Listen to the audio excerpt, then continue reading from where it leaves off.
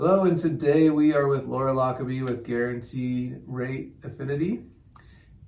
We're going to be talking about the California Dream for All and Shared Appreciation Loan Program, and it's a wonderful program that will help first-time home buyers with their down payments and help them qualify for homes that they might not otherwise qualify for. So I'll let Laura take over and give you guys some information, and at the end of the video, we'll give you some more information about how you can get a hold of Laura and how you get a hold of myself. So the California Housing Finance Agency is the entity that offers a bunch of different down payment assistance programs to residents of California. Last year, it was awarded $500 million for this special program called the California Dream for All Shared Appreciation Program. So the Shared Appreciation Program, part of it is important, and I'll get to that as we go. Last year with that program, the way I understand it is that money was gobbled up in 2 or 3 weeks? It was gobbled up in 11 days. Wow. There was no, we had what the qualifications were, and like the program opened, boom, 11 days, the funding, the $300 million that they had allocated was gone, boom. Wow. And it was a hot mess. Hot mess describes it best. So they knew they were going to roll out phase 2, which this is. And phase 2 is orderly, and it's going to take time, and it's thought out. But there's a few more qualifications that go with it. So I'll kind of go over the overview of the timeline. So what's going to happen is a borrower, first-time buyer, who's also a first-generation buyer, which I'll define in a minute, needs to get in touch with me and get pre-approved for this program. Once they're pre-approved, I'll go over what documents they're going to need to upload to the portal. So this Dream for All portal is going to open on April 3rd and close on April 29th. And during that time, the borrower goes in and registers, uploads certain documents. So what are some of the qualifications a potential borrower needs to meet in order to qualify for this program? Great question. All right, so to qualify for the California Dream for All, at least one of the applicants is a current resident of California. All of the applicants, let's just pretend it's a husband and wife. So the husband and wife would have to both be first-time home buyers as defined by not having owned a principal residence in the last 3 years. So there's a couple exceptions and workarounds, but call me to cut through the weeds. And then at least one of the applicants, either the husband and wife, have to be a first generation home buyer. This is the new guideline that was added with phase 2. And let me read how it's defined. First-generation home buyer is defined as the borrower had not had an ownership interest in a home in the United States in the last 7 years. So it goes way further than the 3 years for the first-time buyer. And to the best of the borrower's knowledge, the borrower's parents do not or did not, if they're deceased, have any present ownership interest in a residence in the United States.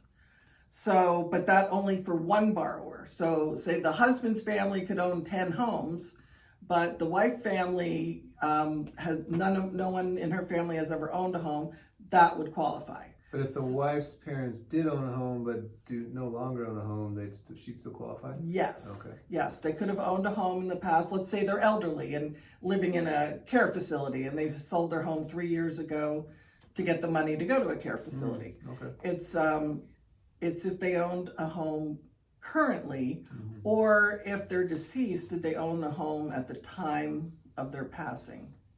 Now, I think I remember you saying at our office meeting that someone who grew up in foster care? Yes, and that's the one free card through all of this is if you were in foster care. If you grew up in foster care in any part of your childhood, that kind of gives you a free pass to skip some of the other rules and move forward with this program.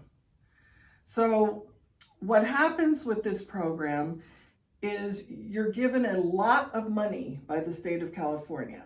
Like most down payment assistance programs will give you maybe 3% assistance or 5%. And when I say percent, it's of the purchase price.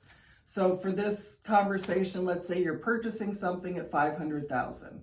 So most of the other assistance programs will give you, say, up to $25,000, and that's it.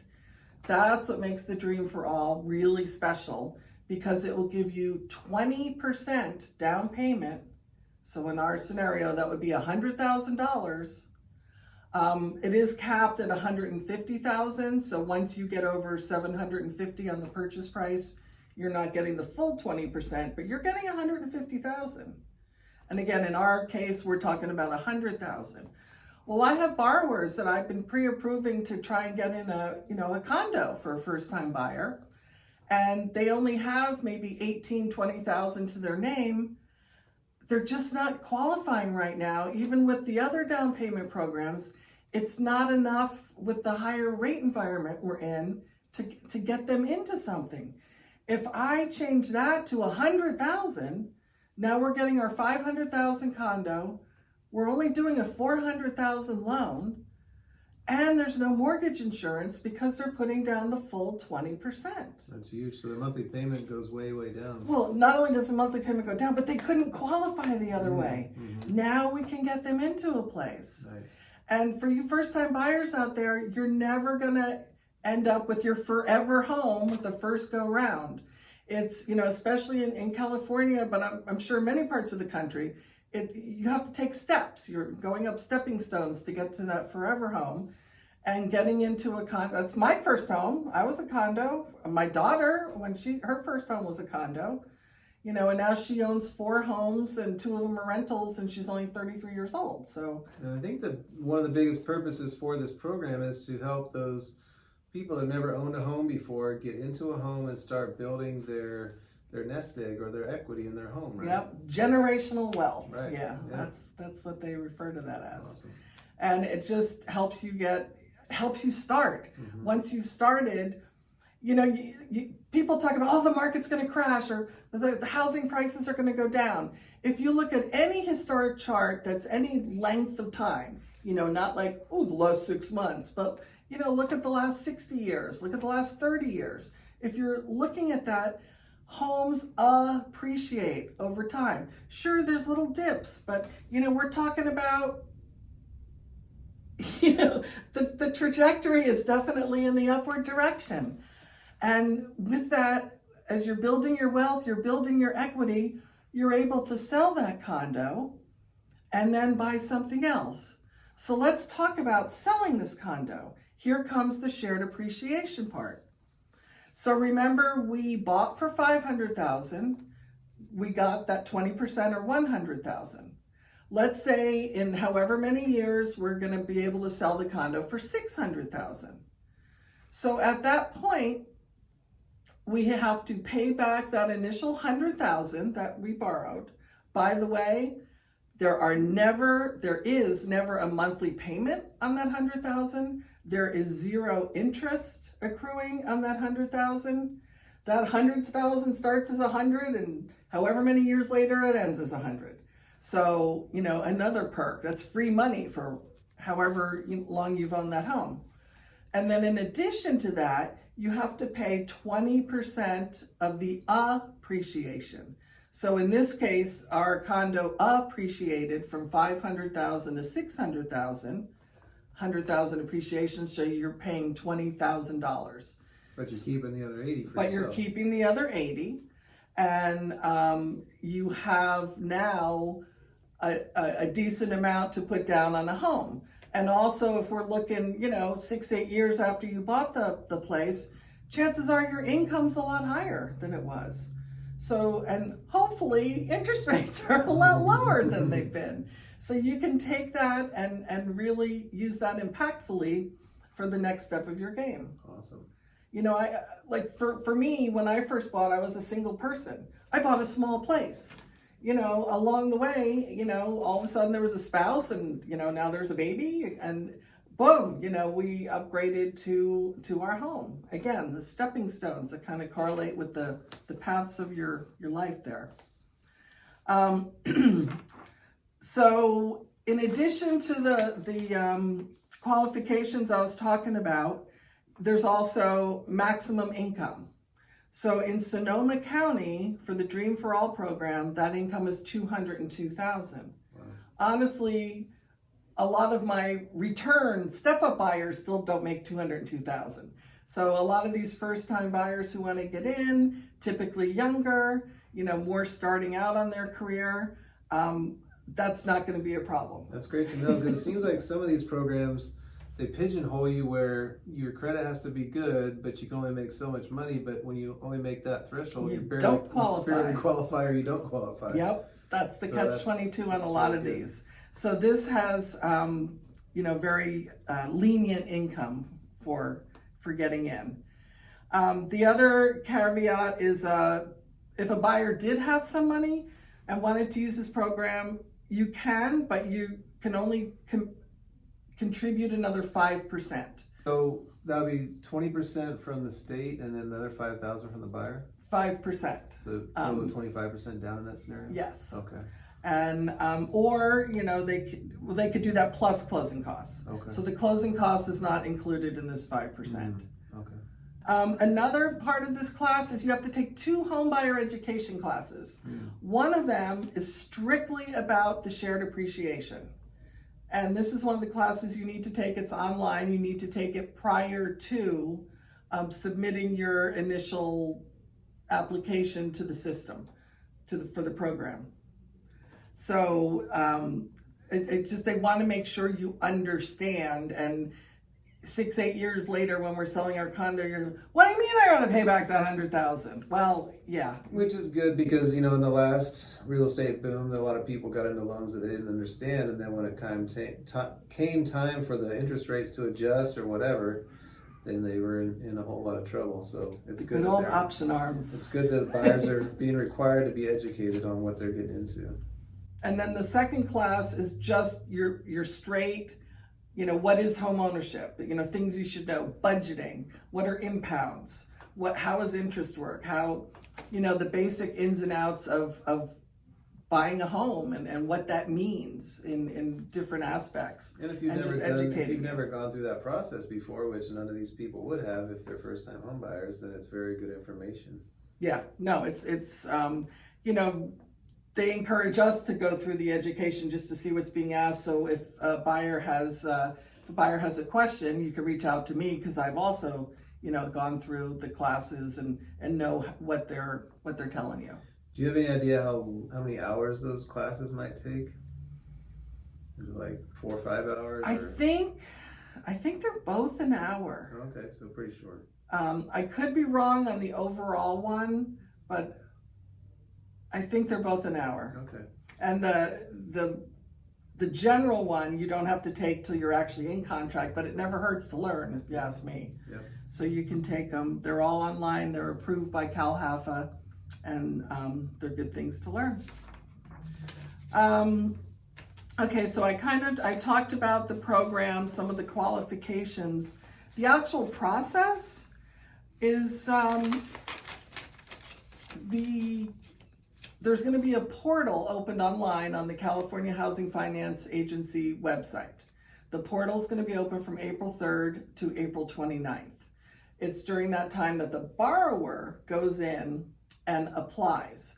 Basically, they've already gotten pre-approved for me. So when you think of applying, you think of pay stubs, W-2s, bank statements.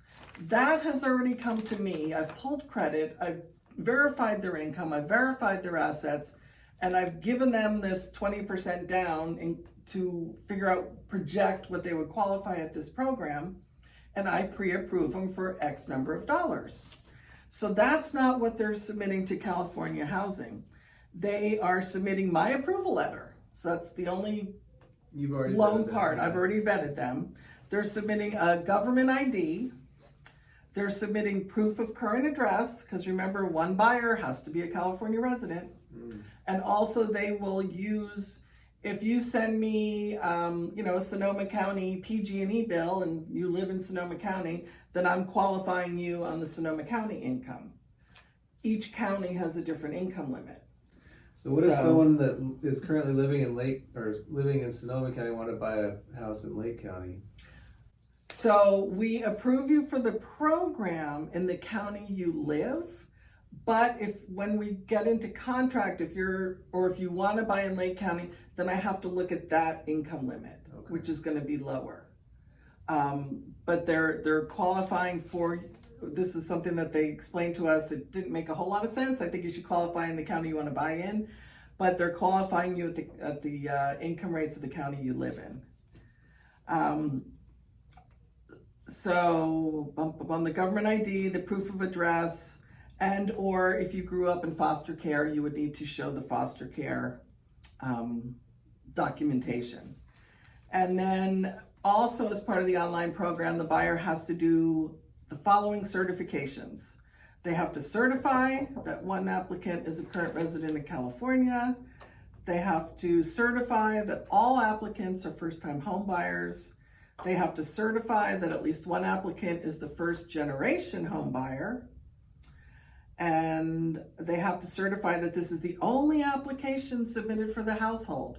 So you can't have wife filling out a qualification and husband filling out a qualification and husband and wife and submitting 3 thinking we'll have better chance of getting picked. No, you have to certify that we've only done one application for our household and certify that everything is true and correct under penalty of perjury.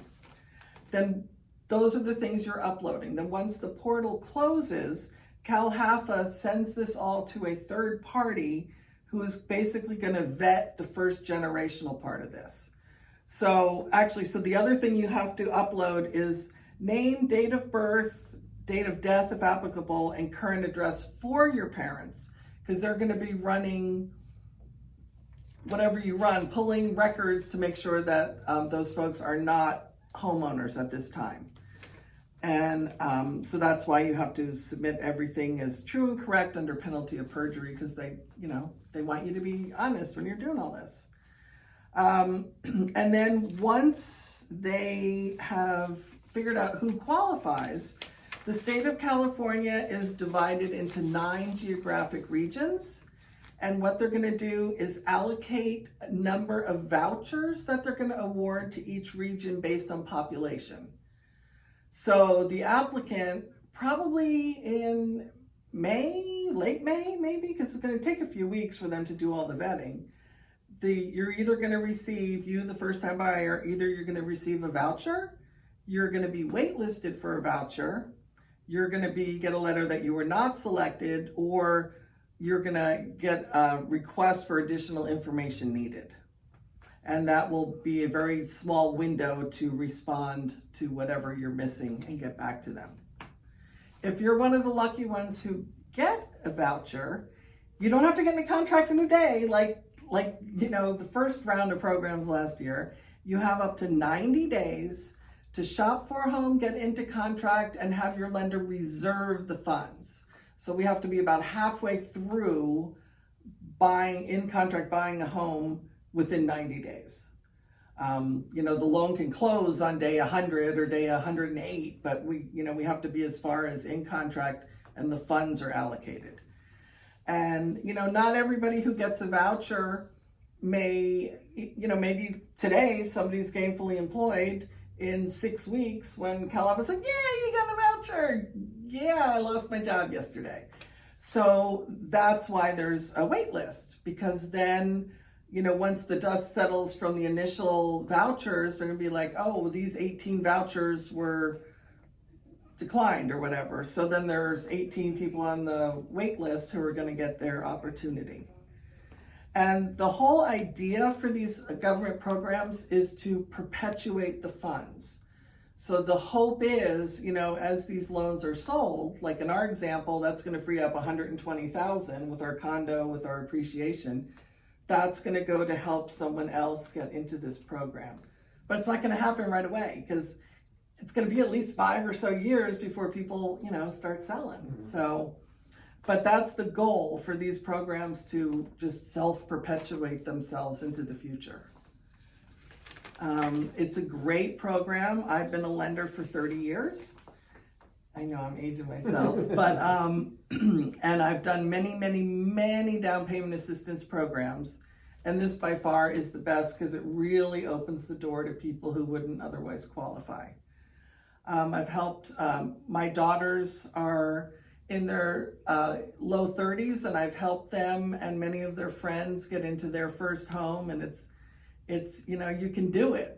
People sometimes shrug their shoulder, I can't do this in California, it's too expensive. Well, never say never. Maybe this is the shot you've got, and you know, give me a call and we can talk more specifics, and I can get you pre-approved and have you ready to go to the CalHalfa portal on April 3rd. Awesome. Yeah, as a realtor, it's probably the most rewarding part of my job to help people get into their first homes. It's really awesome.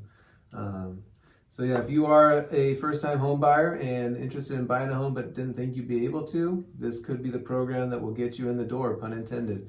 I'm going to list Laura's website as well as a couple of links to some videos that are just based on this program that you can watch. So check the description below. And yeah, thanks for going over the program details with us, and hopefully we can help some first-time home buyers get into their first home. I hope so, because that's, you know, that's basically the focus of my business for the last 30 years. Excuse me, has been the first-time buyers. So I enjoy working with them, and you know, it's gratifying. It's so gratifying. It's, you know, you do it for the heartbeat. So I actually have somebody in mind, a bright young lady that lives over in the Sacramento area that I think I'll connect with you. Awesome. If she hasn't bought a home already, she'd definitely be a great candidate for this. Awesome. Yeah. Well, thank you. Yeah. All right. We'll see you guys next time. Thank you again, Laura, from Guaranteed Rate Affinity Mortgage, for spending some time with us and going over this program with us. We'll see you guys later. Thanks for having me. Yeah. Bye.